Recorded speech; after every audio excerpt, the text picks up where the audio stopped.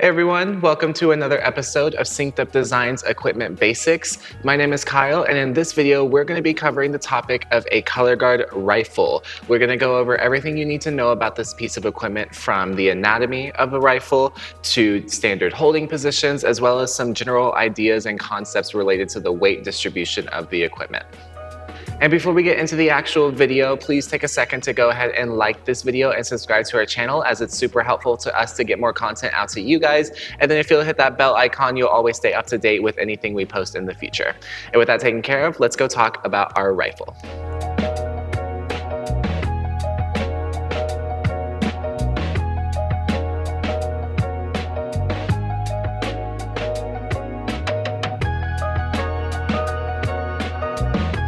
So first I want to talk about the anatomy of the rifle and all the pieces that kind of make this equipment come together. We have the entire body of the gun as a whole, and I'm going to start on one end and just kind of make my way down as we go through explaining each of these parts. So first we're going to start on the end that's a little bit thicker. This edge backside of the gun is going to be called the butt. It's the larger side of the gun, and it's the back end of that side. Usually there is some padding that covers the top, and then you have a couple layers of tape that cover over top that padding and then wrap around the edge of the butt as you go through.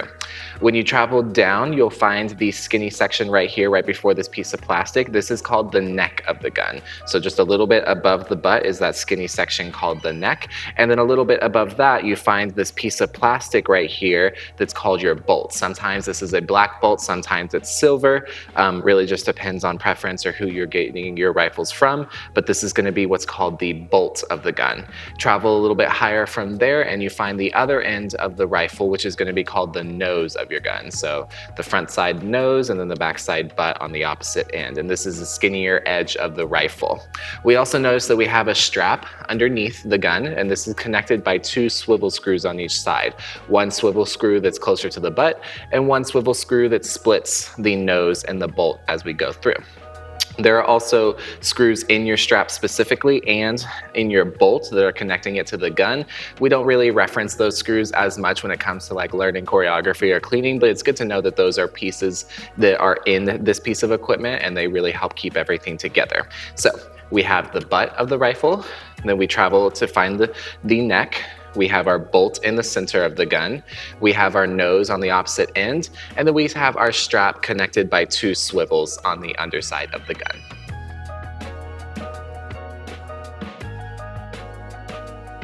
So now that we've covered the anatomy of a rifle, I want to go over some of the standard and basic holding positions we'll see for rifle when we first start off on this piece of equipment.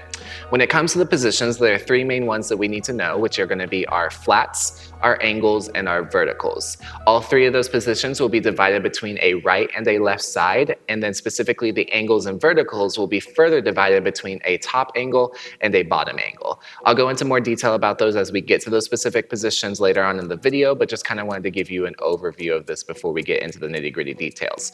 Before we move on, I do want to make sure that we understand the difference between right and left side. A good rule of thumb when you're working between each position is if you are wanting to do a specific side, that corresponding hand needs to be underneath the gun or on the strap side of the gun. So if I want to do my left side, I'll have my left hand underneath and my right hand on top. And then vice versa, if I want to do my right side, I'll put my right hand underneath the strap and my left hand over on top of the gun. Again, I'll go into more detail about this for each of the positions, but just wanted to give you a preface to that idea. So first I want to go over the right and left flat. And whenever we're referencing our flat positions, we really want to make sure we're thinking about the edge of the neck all the way to the edge of the nose, which is about 2/3 of the rifle. We're not including the butt into the idea that we're doing with this flat position, because if I was to even out my butt and my nose across a flat plane, we would see that there's a bit of a bump in the rifle in the middle, and it's not truly creating a flat line. So we really just want to reference this section of the gun and have this be the section that we keep flat, allowing the butt to kind of angle downward a little bit, but we still find this flat position in the rifle as we go through that. When you want to do a left flat, like I said earlier, you'll take your left hand, you'll place it underneath at the strap, and then you'll take your right hand and place it over top the rifle near the butt. For the left hand, I am in the space splitting the taped section of the gun and the untaped section of the gun between the bolt and the swivel. So just a little bit, maybe about an inch above the bolt as we go through. My pinky finger through my index fingers are all pressed up against each other and wrapped underneath, but then in front of the gun as we go through that. My thumb is pressed along the back side of the gun, thinking of like a thumbs up position along the back side of the gun. My right hand is gonna go to the very edge of the butt, and I'm gonna do the same wrap around where my pinky finger and my index fingers are wrapping over to the front of the rifle, and then my thumb is gonna be pressing up against the back of the rifle, kind of at this angle position here. My pinky finger is going to be right along the edge of the butt. So I want to make sure that there's not space between my pinky finger and the butt, but I'm really closing that off and putting it up against the edge. And then from there, I'll find my left flat and make sure that I am keeping this section of the gun flat as I am holding this position. Also, while I'm here, I'm going to line up the rifle with my waist. I'm not going to have it too high or too low. I want to have a soft bend in my elbows, and I can choose whatever standing position I want to be in, but I want to be in a strong lifted position with that as we go through. Also double check that I'm not letting my elbows sink, but I'm boxing them out, not too much, but just a slight box to then open up your chest and have a bit of a strong presence as we go through. To go to our right flat, all we're gonna do is take our right hand and place it underneath at the neck of the gun, and then we'll take our left hand and place it over top at the nose of the gun. Same ideas apply. My pinky fingers through my index fingers are wrapping around to the front of the gun. This time my left hand pinky finger is going to be at the edge of the nose, so making sure that we're not showing any little marshmallows at the end of our gun, but we're at the edge of the nose, and then my right hand will be doing the same thing at the neck.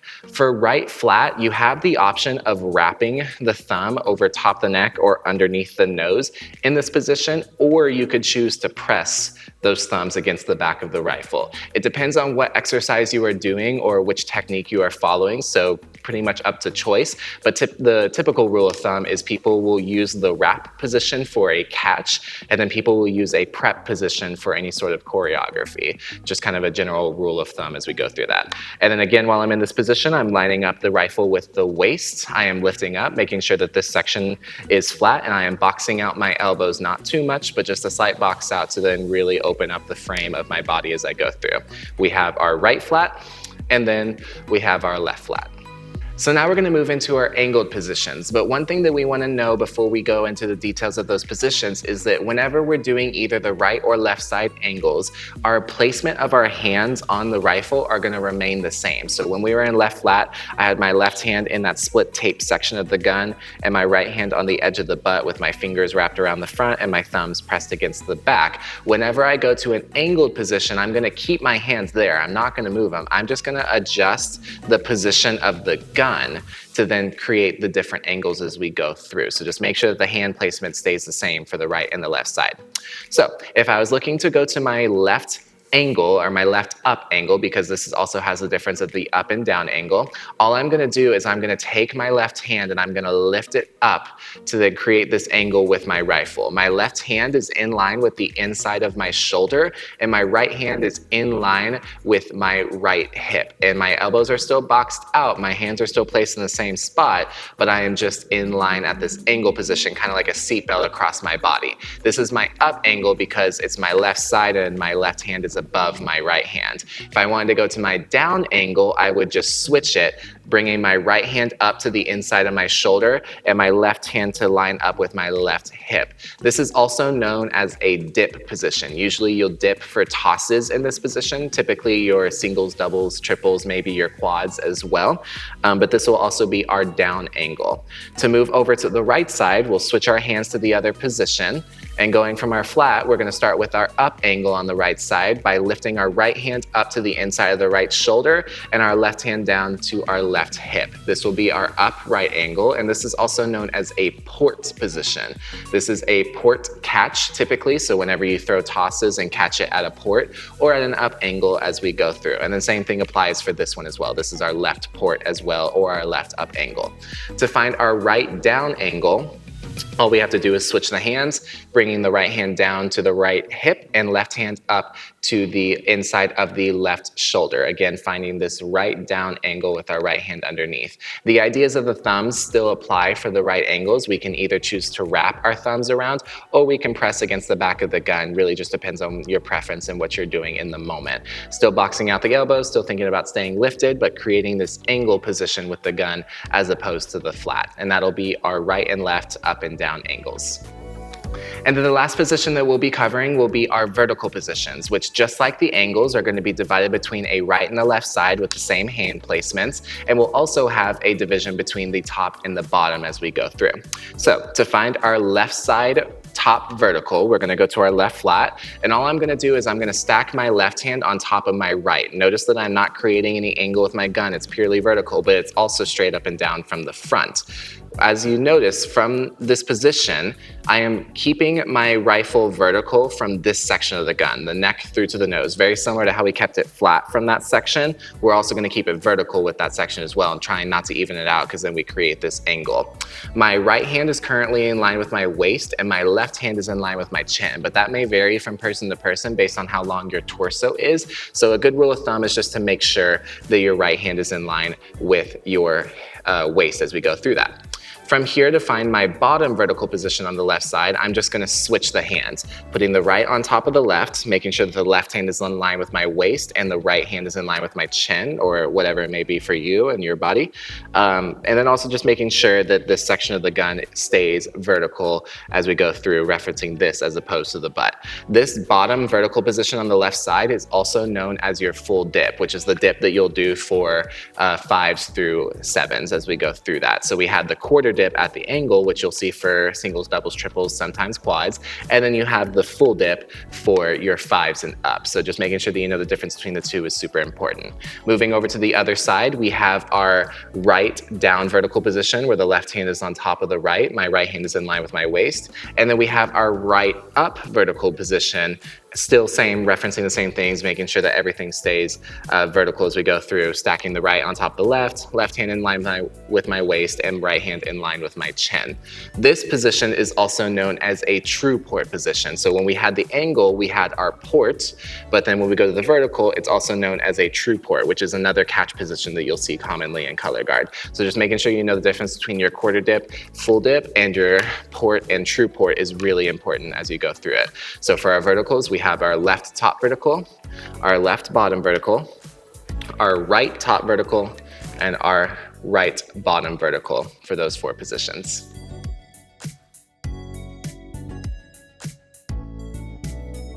And then to finish this off, I want to briefly go over some of the ideas related to the weight distribution of a rifle when it comes to spinning it. This can be a little bit of a weird subject just because every rifle is going to be different depending on what manufacturer you get it from or how it's taped or anything like that. So you may have different levels of weights in different places. Sometimes you may hear things like this rifle's butt heavy or this rifle is nose heavy or it's bolt central, different things like that. But one thing that I want to draw to your attention is just the sheer fact that every rifle is going to have a butt on one side and a nose on one side, and that butt is bigger than the nose. So therefore, there's already a little bit more weight on this side of the gun. If I go to try and find the balance point of the rifle, which is about right here for this gun, you'll notice that there's more of the rifle on this side of my hand than there is on this side because there's more weight over here. If I try to balance it in the middle of the rifle, which is probably about right here, my butt is going to pull that down because it has more weight to it. So just make sure that when you are thinking about spinning the rifle that you're really keeping that in mind when you go to throw tosses, for example, which we'll get into more detail on later videos, but you can really use that butt to your advantage. Or if you're doing other sorts of spinning, figuring out where your weight is in the gun and understanding that the butt is going to either pull you down or help motivate you into what you're doing if you're understanding it properly.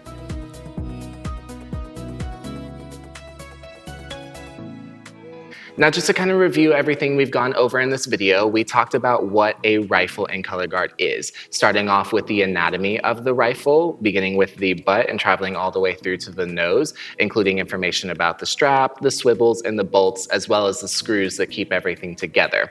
After we talked about that, we moved into the common holding positions we see for rifle when we first start off, which is going to be our flats, our angles, and our verticals. All three of those positions being divided up between a right and a left side variant, and then the angles and verticals also having a top and bottom variant as we go through. We also made sure to mention some of the other terminology that we'll hear for specific positions. For example, a bottom left angle being a quarter dip, or a right top vertical being a true port. Just some different terminology we see as we go through that. And then we finished off this video talking about weight distribution of the gun. Ultimately, every gun is going to be different. It's going to come from different manufacturers. It may be taped differently and may have different variations to it. But regardless of all that, every gun will have a butt that is bigger and a nose that is smaller, which therefore means that there is always going to be a little bit more weight on this side of the rifle. And that was our video on what is a rifle and color guard. I hope you guys feel just a little bit more confident in the components that make up this piece of equipment. And if you're getting started on rifle, this is a great video to watch in terms of getting started with that, because the fundamentals and basics that you'll learn when you first start off will become a lot more easier to understand if you have all of these ideas underneath your belt. Anyways, if you enjoyed this video, please consider leaving a like. And if you have any questions, comments, or concerns, go ahead and leave that in our comment section down below. Anyways, I will see you guys on the next one.